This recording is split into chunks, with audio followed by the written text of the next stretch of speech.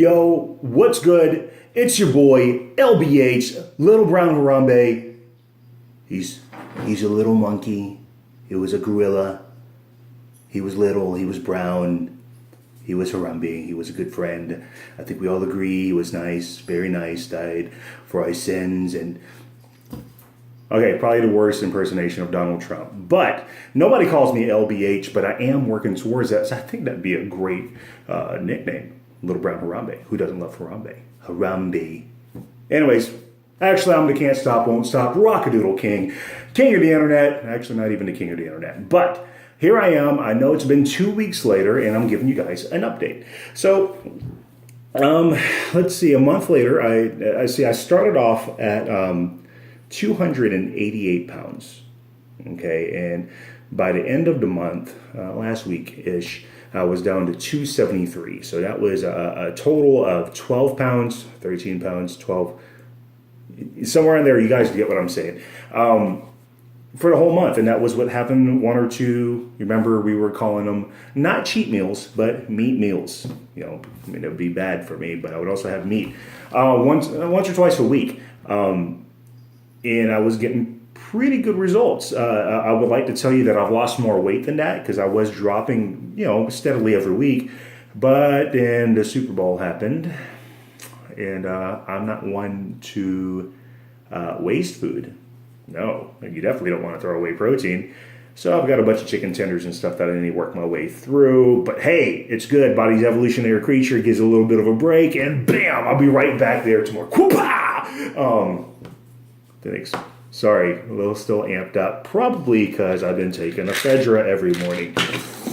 Get that metabolism running. That's the extra little thing I do. You know, if you're like me, you probably take so many supplements every day you forget what you're actually on. People's like, dude, what are you taking? I'm like, I don't know. Creatine,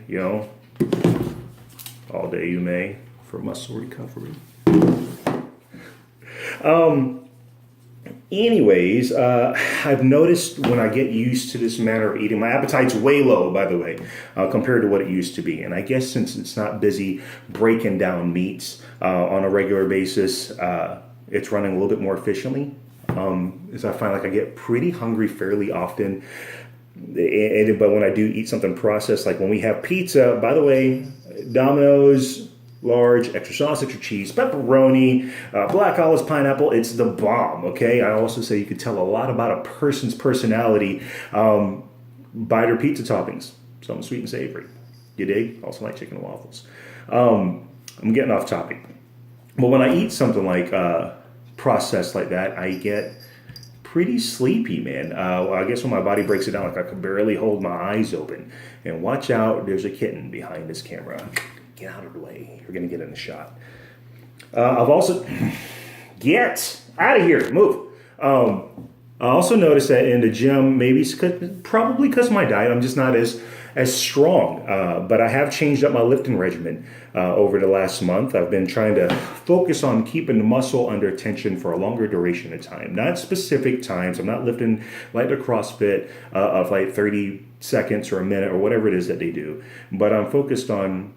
I'm probably not going over 100 pounds over anything, and I'm just maybe like a negative. I'm just going down slow, and then I'm up, and then I'm just going until about failure every time, every set.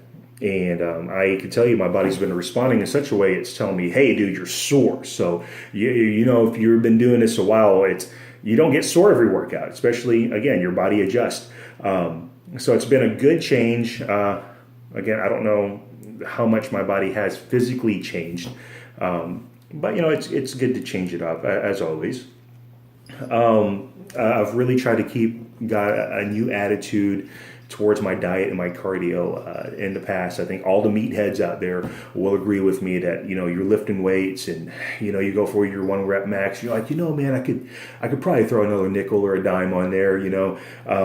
What's gym slang? It's 5 or 10 pounds, or I could always throw a plate. That was a issue I've always had.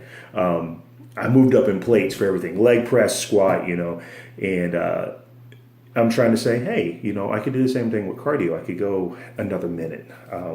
I could, in my diet, I could not eat processed late at night, especially when I'm trying to do this intermittent fasting, challenging myself that, hey, after 6 o'clock, don't eat. I mean, if I work out late, I'll make sure and have my 50 grams of whey isolate, which my wife thought at the time was breast milk because of my last video. But let's see. I got asked specifics in the gym earlier from a good buddy of mine. He's like, how's that going for you, man? And I'm like, well, 6'4", man. If you can't tell, I lost 12 pounds, well, that sucks. I think obviously it's doing well. But no, he would ask, how's it going? I said, it's going pretty well, man. It's sustainable, and I'll touch on that here in a moment. I said, are you keeping your fat intake high? And where's your carbs at? And do you know how much protein you're getting in? And, I know this is normal gym bro talk. But I've decided that my approach is going to be, I'm not going to focus on the numbers. I don't know how many carbohydrates I'm getting in. I don't know how much fats, I'm taking fish oils in the morning. I know I'm getting some fats from the avocados that I eat. All I know is that I'm getting results. And until my results slow down or stop, then I'm not going to change what I'm doing.